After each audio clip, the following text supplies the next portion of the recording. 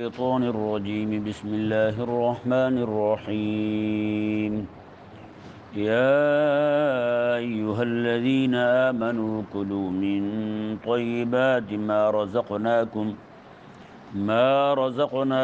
واشكروا لله إن كنتم إياه تعبدون.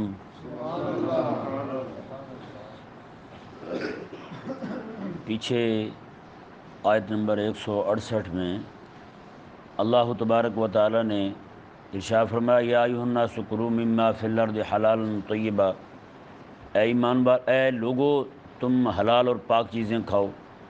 اس آیت مبارکہ میں حکم پھر وہی آ رہا ہے، یا ایھا الذین آمنوا کلوا من طیبات ما رزقناکم، اے ایمان والو وہ پاک چیزیں کھاؤ جو ہم نے تمہیں بطور رزق ادا کی ہیں۔ بات ایک ہی ہے، لیکن وہاں پر یا ایھا الناس تھا، یہاں پر یا ایھا الذین آمنوا ہے۔ وہاں پہ خطاب عام تھا، سب لوگوں کو خطاب تھا، سب لوگوں کو یہ حکم تھا کہ تم نے حلال کھانا ہے، اور یہاں بطور خاص اہل ایمان کو فرمایا جا رہا ہے، مومنین کو فرمایا جا رہا ہے کہ تم نے حلال کھانا ہے۔ یہ ذہن میں رہے، حلال کھانے سے ہی بندے کی دعائیں اور عبادتیں قبول ہوتی ہیں۔ ایک لقمہ حرام کا بعض روایات کے مطابق 40 دن تک اس بندے کی دعا قبول نہیں ہوتی جس کے اندر ایک لقمہ حرام کا چلا جائے۔ تو اس لیے انسان کو چاہیے کہ وہ اپنے کھانے کو حرام سے بچائے، وہی چیزیں کھائے جو اللہ تبارک و تعالی نے اس کے لیے حلال ٹھہرائی ہیں۔ بعض یہ حلال میں اور طیب میں بڑا ایک فرق ہے اس میں، کئی چیزیں حلال تو ہوتی ہیں طیب نہیں ہوتی جی، اور کئی چیزیں وہ ہوتی ہیں وہ حرامی ہوتی ہیں، وہ پلید بھی ہوتی ہیں۔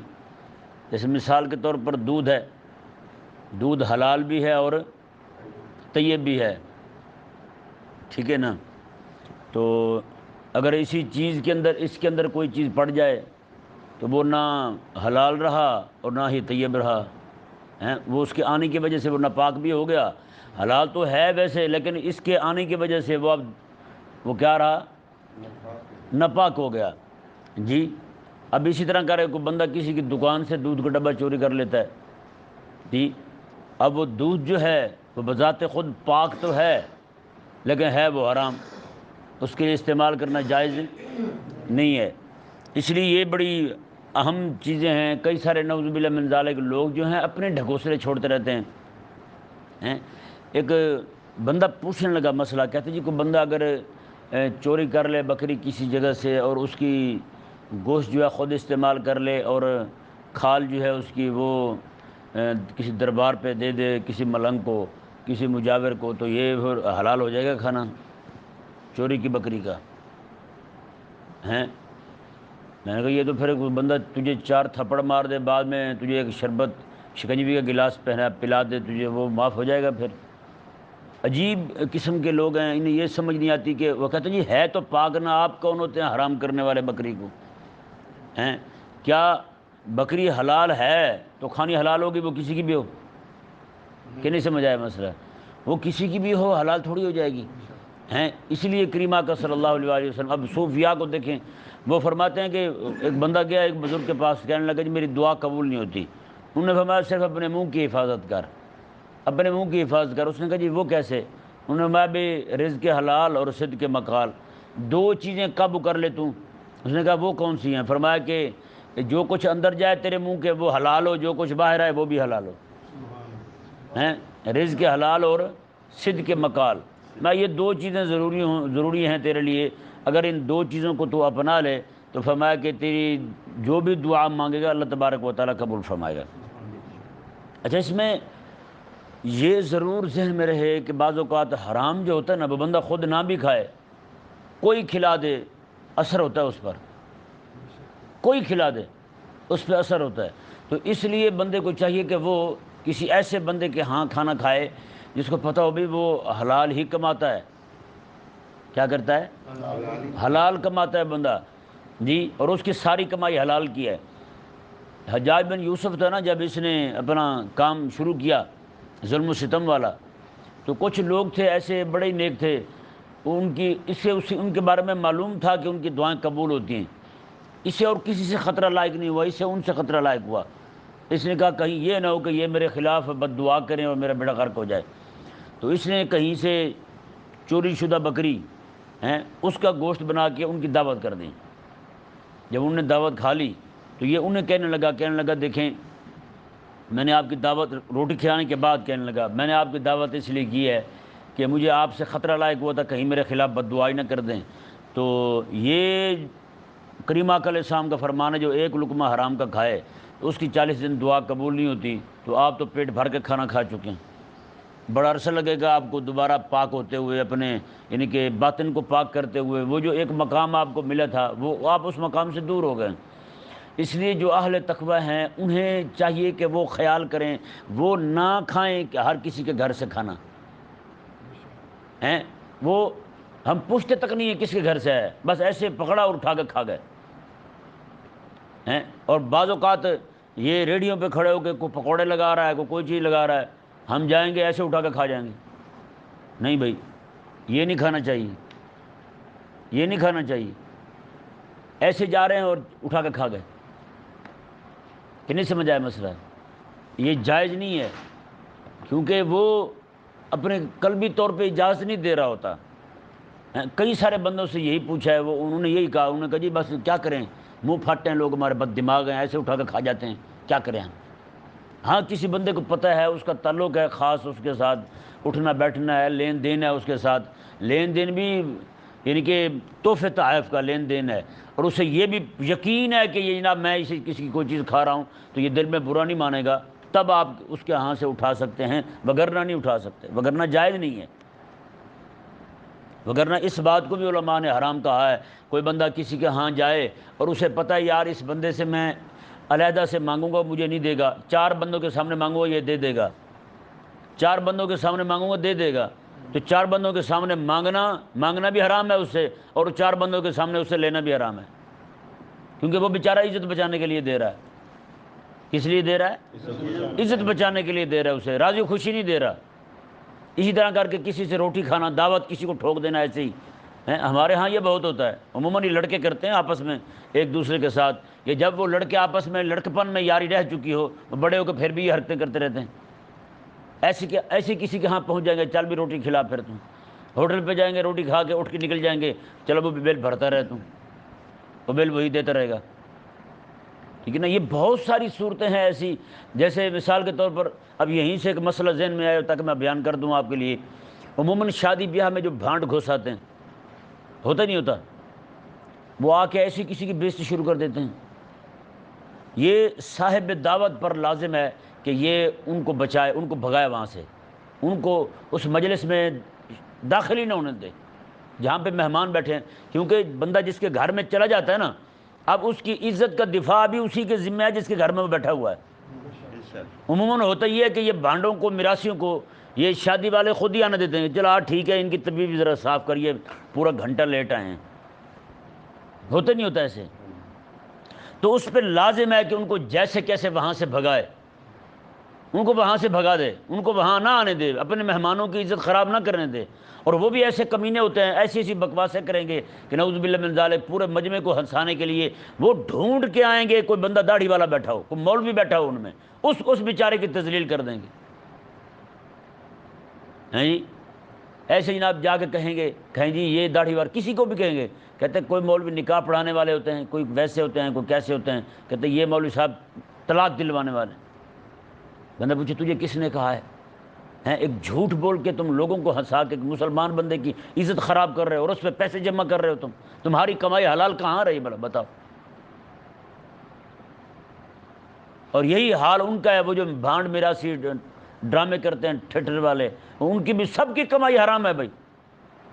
ہم یہی سمجھتے ہیں کہ صرف یہی چوری اٹھا لینا یہی حرام ہے، یا پھر کتے کا گوشت کھا لینا یا خنزیر کا گوشت کھا لینا حرام ہے، اور بھائی اس کے علاوہ بھی بہت ساری چیزیں ہیں جن سے بچنے کا حکم دیا گیا ہے۔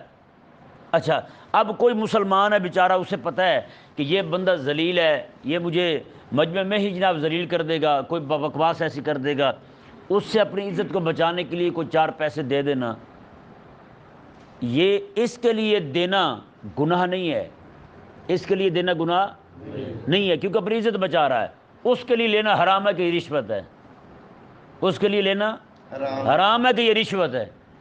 اور اسی طرح کر کے آپ کو پتہ ہے باہر پولیس والے نے پکڑ لیا ہے، اور یہ ایسے حلال خور ہیں کہ یہ حرام تو جانے نہیں دیتے اندر، کہ نہیں؟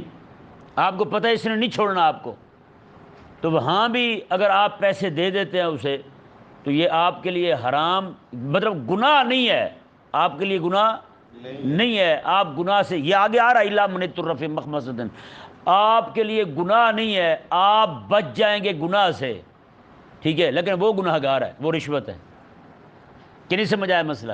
وہ گناہ گار ہے، آپ گناہ گار نہیں ہیں، کیونکہ آپ کو پتہ ہے بھی آپ نے چھٹنا نہیں ہے، آپ کا بچاؤ کا کوئی راستہ ہے ہی نہیں، اس نے تو لے دے جانا ہے آپ کو۔ حضرت سیدنا عبداللہ بن عمر رضی اللہ تعالیٰ عنہما، آپ جا رہے تھے، آپ نے ایک بندے کو دیکھتے ہی نا اپنی جیب سے پیسے نکالے اور اسے دے دیے، اسے تھما دیے۔ لوگوں نے پوچھا کہ آپ نے اسے کیوں پیسے دے دیے؟ حضرت سیدنا عبداللہ بن عمر رضی اللہ تعالیٰ عنہما ارشاد فرماتے ہیں، میں کہ یہ بندہ جو ہے نا ایسی باتیں کرتا ہے جس سے لوگوں کی عزت خراب ہو جاتی ہے، ٹھیک ہے نا، تو اپنی عزت بچانے کے لیے کسی کو کچھ دے دینا، یہ دینے والا بندہ گناہ گار نہیں ہے، اگرچہ لینے والا گناہ گار ہی ہے، کہ نہیں سمجھ آیا؟ اب اس سے یہ ثابت ہو گیا کہ کوئی بندہ کسی کے پاس جا کے ایسے زبردستی دعوت ٹھوک دے، یا ایسے ہی نا مجمع کے اندر اس سے کوئی چیز مانگ لے جسے پتہ ہے بھی یا تنہائی میں نہیں دے گا لیکن لوگوں کے اندر شرم و شرمی یہ دے دے گا، تو ایسی حالت میں اس سے لینا بھی ناجائز ہے، اس سے دعوت کھانا بھی ناجائز ہے۔ صرف وہی حرام نہیں ہوتا جو چوری کا ہو، یہ بھی چوری کا ہی ہے، کہ نہیں؟ اور ایک بات اور بھی دیکھیں، عموماً ہوتا یہ ہے کسی کے ہاں کوئی دعوت ہو تو وہ بلائے، جی میں نے آپ کا کھانا بنایا تو آپ آ جائیں، آپ جائیں اور ساتھ 4 بیٹے بھی لے جائیں، ساتھ 4 بیٹے بھی لے جائیں، ساتھ دوستوں کو، نہیں بشیر تو بھی چل یار کچھ نہیں ہوتا، چل چل تو بھی چل، نہ یہ جائز نہیں ہے جب تک کہ اس کی طرف سے اجازت عام نہ ہو۔ اور اجازت عام آپ کو پتہ ہے ہمارے عرف میں صرف اور صرف انہی محفلوں میں ہوتی ہے، ہیں جلسوں میں ہوتی ہے، اور کسی چیز میں نہیں ہوتی۔ کریم آقا علیہ السلام کا فرمان شریف ہے، آقا علیہ السلام نے فرمایا جو بندہ کسی کے ہاں بغیر دعوت کے، بغیر بلائے چلا جائے اور وہاں سے روٹی کھا کے آ جائے، آقا علیہ السلام وہ ایسا جیسے چوری کھا کے آ رہا ہے، وہ چور ہے، یہ حضور کا فرمان ہے۔ کیا ہم اس بات کا دھیان کرتے ہیں کہ کہیں جائیں روٹی کھانے کے لیے، کوئی بلائے بندہ، صرف مجھے بلا رہا ہے اور میں 4 بندے اور بھی ساتھ لے کے چلا جاؤں؟ اگر آپ کو جانا بھی ہے وہاں پہ، اگر مجبوری بن گئی ہے کہ آپ نے کسی کو لے کے جانا ہے تو آپ اس سے اجازت لے لیں، آپ اسے کہیے جی میں مجبور ہوں عادت سے، کیونکہ میں جہاں بھی جاتا ہوں اکیلا نہیں جاتا، اتنے بندے کم از کم لے جاتا ہوں کہ بعد میں انہوں نے جن لوگوں کے لیے بنایا ان کا بھی کھانا نہ بچے، تو لہٰذا بندے میں ہی لے کے آ رہا ہوں، آپ نے کسی اور کو نہیں بلانا، کیونکہ آپ یہ خطا کر بیٹھے ہیں، آپ نے مجھے حضرت صاحب کو بلا لیا ہے، تو حضرت صاحب تو بڑے ٹیکے کے ساتھ آتے ہیں جہاں بھی جاتے ہیں، کچھ نہیں بچاتے پھر ان کا، تو بھائی یہ بھی منع ہے۔ صرف وہی حرام نہیں ہے جو چوری کا ہو، اس بندے کو بھی کریم آقا علیہ السلام نے چور فرمایا ہے، کہ نہیں سمجھ پڑا مسئلہ؟ ہاں، اور اچھا وہاں چلے جاتے ہیں آپ، کوئی ایسا یعنی کام ہے جو وہاں کے عرف کے، اب عموماً ہمارے ہاں کیا ہو رہا ہے شادی بیاہ میں، یہاں تو بہت کم ہے لیکن دیہاتوں میں بہت زیادہ ہوتا ہے، ہوتا یہاں بھی ہے، یہ نہیں کہ یہاں نہیں ہوتا، ہوتا یہاں بھی ہے۔ ہوتا کیا ہے جی، عورتیں شاپر لے کے جائیں گی، بندے بھی شاپر لے کے جائیں گے، اس میں سے جناب کھانا چوری کیا اور وہاں سے نکل آیا۔ اب ہوتا کیا ہے، وہ بیچارہ جو صاحب دعوت ہوتا ہے وہ بیچارہ باقی جو لوگ بچ جاتے ہیں ان کے سامنے ذلیل ہو رہا ہوتا ہے۔ 3-4 عورتیں اکٹھ کر کے بیٹھ جائیں گی ایک ہی جگہ پر، بس انہوں نے شاپر لیے ہوں گے، نیچے کیا جناب میز کے یا جناب کپڑے کے اندر چھپایا، پوری جناب تھال جو ہے نا پوری پرات جناب چل شاپر کے اندر، دوسری آئی چل شاپر کے اندر، وہ 4 عورتیں جو بیٹھی ہوئی ہیں 4 شاپر ہی بھر لیں 4 پراتوں کے، تو بتائیں وہ بیچارہ کیسے پوری کرے گا؟ اور پیچھے اچھے بھلے لوگ، سمجھدار لوگ جو کہتے ہیں ہم تو بھائی چوری نہیں کھاتے، ہم تو اپنا حلال ہی کھاتے ہیں، وہ بھی بیٹھے مزے کے ساتھ گھر بیٹھے کھا رہے ہوتے ہیں، چوری کا مال کھا رہے ہوتے ہیں۔ تو بھائی ساتھ ساتھ یہ بھی حرام خوری ہے، اسے بھی ہمیں ترک کرنا ہے۔ ہم نے صرف وہ 4 مسئلے پکڑے ہوئے ہیں، بس وہی سنتے ہیں، مولوی کو کہتے ہیں مولوی صاحب یہی بتانا ہے آپ نے۔ ہونا یہ چاہیے کہ جب بھی ایسی کوئی مجلس ہو، شادی بیاہ ہو، کسی بھی طرح کی کوئی محفل ہو، تو وہاں پہ کھانا بنایا جائے تو وہاں بندہ ایک کھڑا ہو کے بتایا انہیں کہے کہ خدا کے بندو یہ حرام ہے، آپ کا صاحب دعوت کی اجازت کے بغیر وہاں سے کوئی چیز لے کے اٹھا کے بھاگنا یہ جائز نہیں ہے۔ لیکن اب کریں کیا ہیں، کریں کیا جی، لوگ تو پڑے ہوئے انہی کاموں میں۔ اللہ تبارک و تعالی ہمیں سمجھ عطا فرمائے۔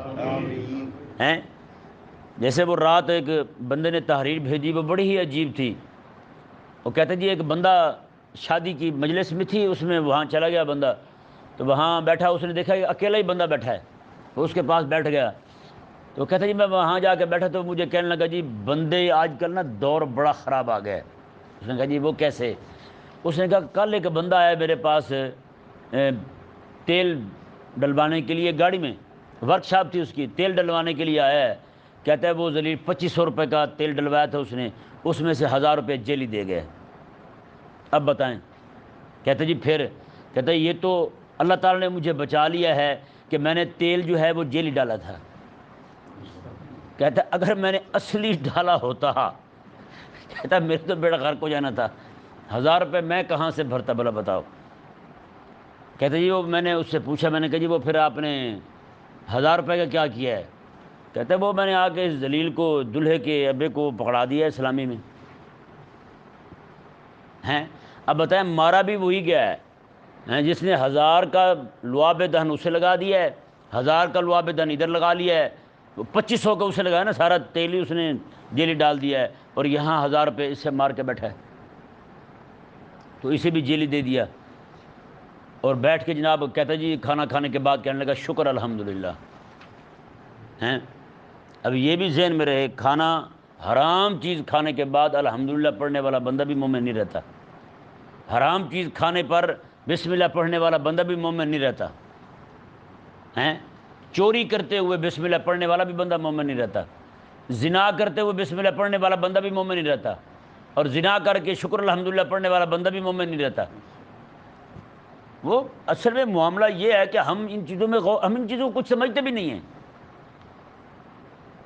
یہ آپ مسئلہ جو میں نے آپ کے سامنے بیان کیا نا، یہ خاص طور پہ آپ اپنے دوست احباب کو جہاں بھی بیٹھے بیان کریں، اور یہ زیادہ خواتین کو بیان کرنے کی ضرورت ہے۔ صاحب دعوت کی طرف سے بالکل اجازت نہیں ہوتی۔ میں کہتا ہوں میں حیران ہو گیا، ایک جگہ چلے گئے، ایک بزرگ بیٹھے تھے وہاں، تو وہ انہوں نے کیا کیا، کھانا جو ہے نا گوشت اور چاول، میٹھے چاول، انہوں نے صاحب دعوت کو بلایا، انہوں نے کہا یار اگر اجازت دو کہ میٹھے چاولوں پر میں یہ سالن ڈال لوں۔ اس نے کہا جی یہ آپ کو اجازت ہے، آپ جیسے مرضی کریں۔ انہوں نے کہا کیونکہ یہ عرف میں یہ ڈالتے نہیں ہیں میٹھے چاولوں پر، کہ نہیں سمجھ آیا؟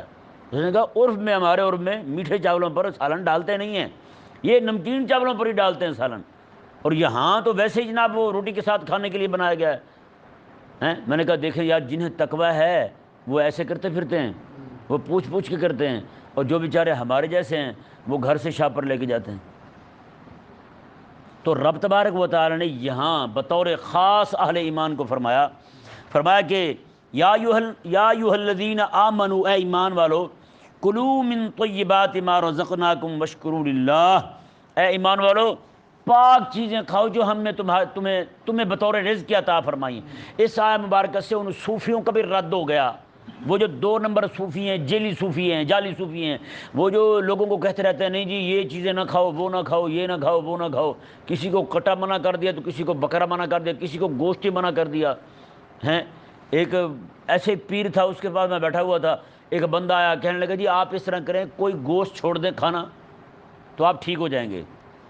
اس نے کہا جی کون سا گوشت چھوڑوں، گوشت تو مجھ سے چھوڑا نہیں جاتا۔ کہتا آپ ہرنی کا چھوڑ دو۔ کون سا چھوڑ دو؟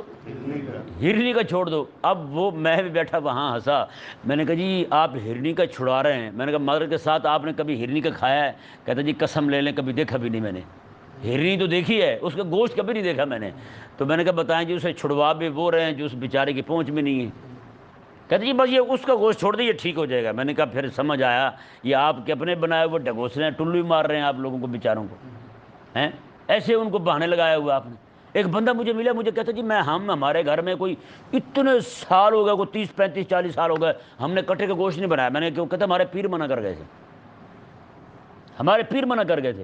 میں نے کہا یہ بھی رب کی ناشکری ہے، رب کی ناشکری ہے. ہاں کوئی بندہ مریض ہو جائے، بیمار ہو جائے، اسے ماہر حکیم منع کر دے کہ آپ یہ نہ کھائیں، آپ کا مرض بڑھنے کا خطرہ ہے، تو وہ رک جائے. لیکن پیر نے منع کیوں کیا بھائی؟ ہیں اس نے کون سا اس کی نبض پہ ہاتھ رکھی ہوتی ہے؟ اور پورے ٹبر کو منع کر دیا، پورے گھر کو منع کر دیا، کوئی بھی گوشت نہ کھائے بڑے والا. بتائیں. اب یہ آیت مبارکہ میں عجیب ایک لذت ہے جو رب تبارک و تعالی نے مما فرمایا نا کہ ما رزقناکم. اللہ اکبر. یار بتائیں، باپ کہے بیٹے کو بیٹا میں یہ تمہیں دے رہا ہوں، آپ یہ کھا لیں. تو بتائیں باپ یہ کہے میں تمہیں دے رہا ہوں، آپ یہ کھا لیں. اس بات میں کتنا محبت کا اظہار ہو رہا ہے. باپ کہہ رہا ہے میں دے رہا ہوں، میں دے رہا ہوں. اگر بچہ باپ کی دی ہوئی چیز سے منہ پھیرے گا، منہ موڑے گا، تو بتائیں نعمت سے منہ موڑنا نعمت دینے والے سے منہ موڑنا نہیں ہے؟ نعمت سے منہ موڑنا نعمت دینے والے سے منہ موڑنا نہیں ہے؟ تو پھر یہ ہمیں سمجھ کیوں نہیں آتا؟ یہ نعمت کی توہین جو ہے، یہ نعمت دینے والے کی توہین ہے. بھائی جس بندے کو محبت ہوتی ہے نا کسی کے ساتھ، جس بندے کو کسی کے ساتھ محبت ہوتی ہے، وہ تو اس کے ہاتھ سے زہر بھی پینے کو تیار ہو جاتا ہے. وہ چیزیں بھی کھا جاتا ہے اس کے ہاتھ سے جو کھانے والی نہیں ہوتی، یعنی کہ بظاہر طبیعت کو نقصان دیتی ہیں اس کے، لیکن پھر بھی کھا جاتا ہے. جیسے میں اور آپ ہیں، میں بوتل نہیں پیتا ہوں، سپرائٹ کوک وغیرہ ہیں، یا کوئی چیز ایسی ہے جو میں نہیں کھاتا ہوں. کسی ایسی جگہ کو میرا ایسا بندہ ہوگا جہاں میں بے تکلف ہوں گا، وہ مجھے منع کر دے تو میں منع کر سکتا ہوں اسے، یار یہ میں نہیں کھاتا کیونکہ میری طبیعت کے موافق نہیں ہے. ہاں اگر میں کسی بزرگ کے پاس جا کے بیٹھا ہوں، وہاں کوئی چیز مجھے ایسی دے دیں تو ظاہری بات ہے میں بھی کھا جاؤں گا. میں کہوں یار اتنے بڑے بزرگ ہیں، وہ مجھے دے رہے ہیں تو مجھے نہ نہیں کرنی چاہیے. تو بتائیں یار، جہاں اللہ دے ہیں، جہاں اللہ دے. اور حضرت ایاز سے نا سلطان محمود غزنوی رحمہ اللہ کے پاس ایک دن انہوں نے کیا کیا کہ وہ مالٹے کی طرح ایک ہوتا ہے نا بالکل کھٹا ٹیٹ ہوتا ہے، وہ کیا ہوتا ہے، تو منڈی میں ہوتا ہے یار ماشاءاللہ سارے. وہ کہتا ہے ایک بلوچ قوم تے بڑا اللہ تعالیٰ دا فضل ہے انہوں نے کہڑا، انہوں نے کہا دو چیزاں ایسی دو بلوچوں کو ملی ہیں کسی کو نہیں ملی. اس نے کہا وہ کیا؟ اس نے کہا ایک تو ہمارا حافظہ مضبوط ہوتا ہے، کہتا دوسرا یاد نہیں ہے اس وقت. تو یہ یار مالٹے کی طرح ہوتی ہے، منڈی میں بکتا بھی ہے وہ، چلو جو بھی ہے بہرحال آگل جی. ہاں گرے فروٹ، گرے فروٹ کہتے ہیں اسے، بہرحال نام اس کا یہی ہے، ہماری زبان پتہ نہیں کیا کہتے ہیں اسے. چلو چھوڑو یار جو بھی ہے، آپ سمجھ گئے نا وہ کیا چیز ہے. وہ سلطان محمود غزنوی رحمہ اللہ نے، آپ کے سارے وزیر بیٹھے ہوئے ہیں اور حضرت ایاز بھی بیٹھے ہوئے ہیں، انہوں نے سب کو دے دیا ایک ایک.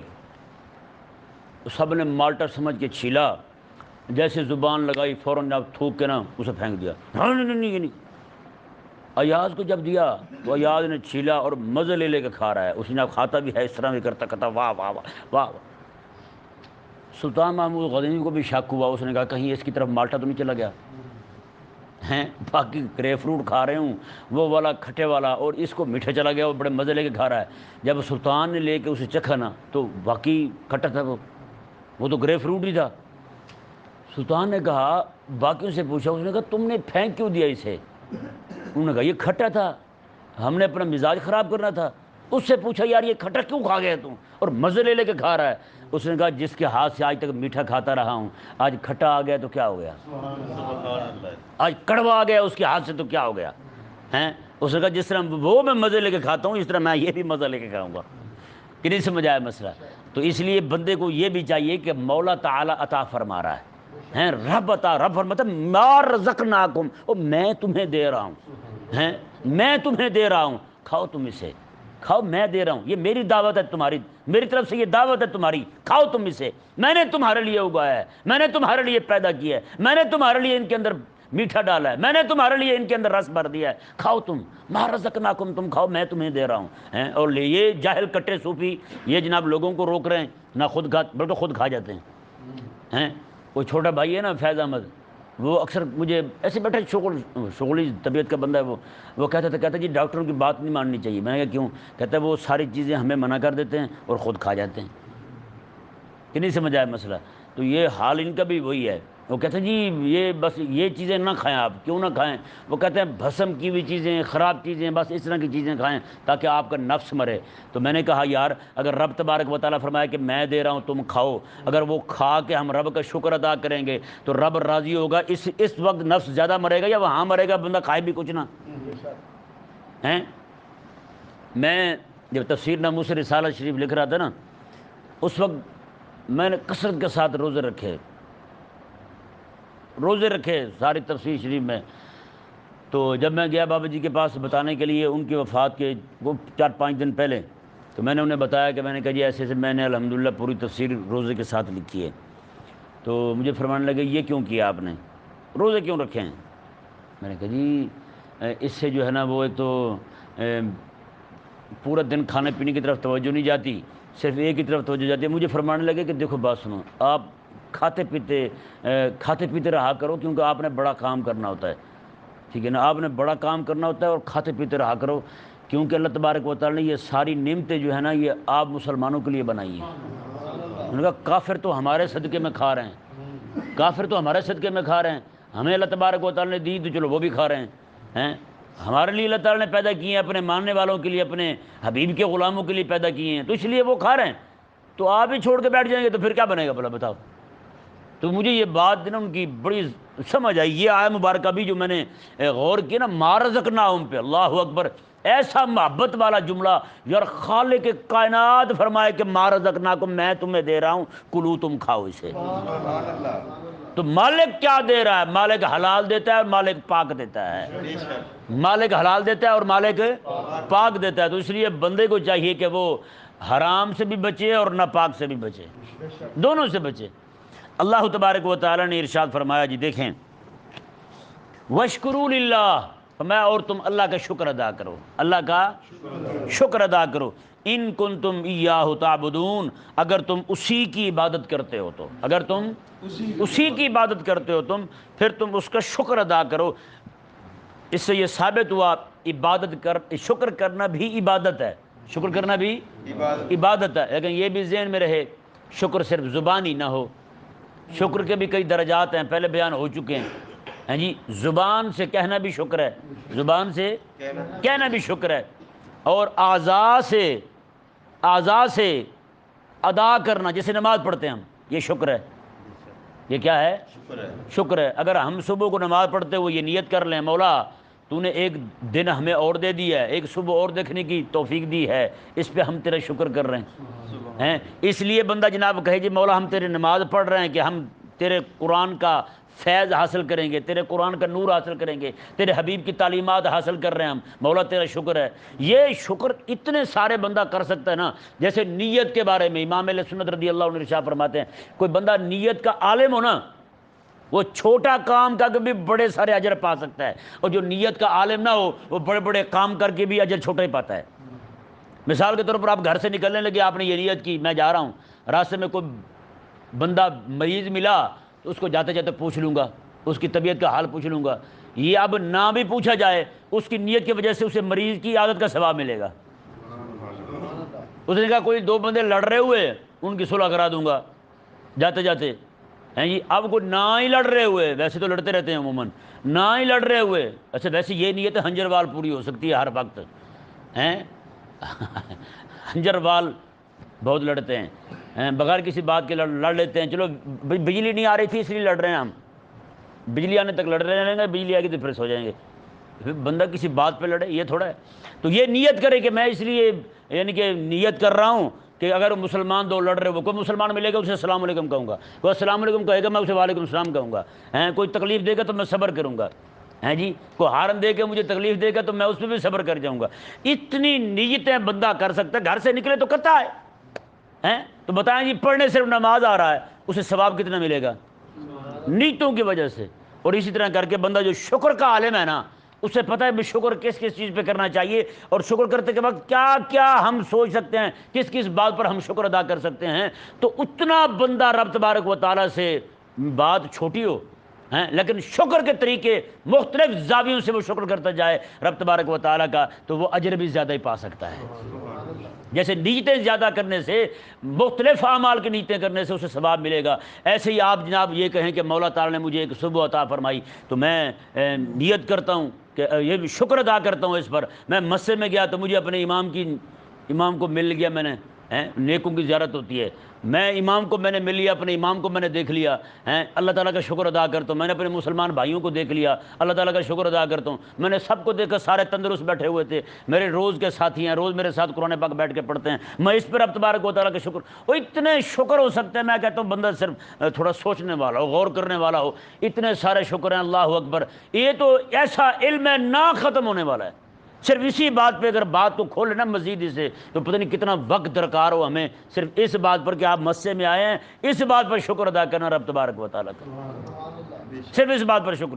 حضرت سیدنا شیخ سعدی رحمہ اللہ شاہ فرماتے ہیں ایک سانس جو ہے نا، ایک سانس، اس پر 2 شکر واجب ہیں، ایک سانس پر، کہ وہ ہوا جو باہر ہے اندر نہ آئے تبھی بندہ مرتا ہے، جو اندر ہے باہر نہ آئے تبھی بندہ مرتا ہے، تو فرمایا کہ صرف ایک سانس پر 2 شکر واجب ہیں، تو بتائیں بھی پھر ہر سانس پر کتنے شکر واجب ہوں گے؟